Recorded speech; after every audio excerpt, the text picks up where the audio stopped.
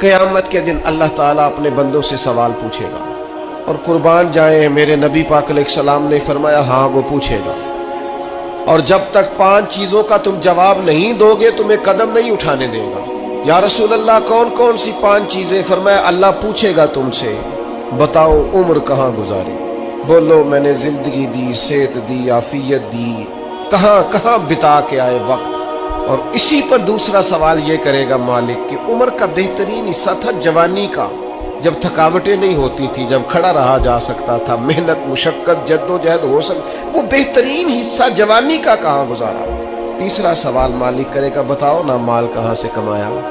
और चौथा सवाल ये था कमाने के बाद भी मालिक तुम नहीं थे, गोया दिया तो मैंने ही था ना, बताओ फिर लगाया कहाँ पे था, खर्च कहाँ पे किया। सुम्मा लतुसअलुन्न यौमइज़िन अनिन नईम, एक एक नेमत के बारे में अल्लाह पूछेगा।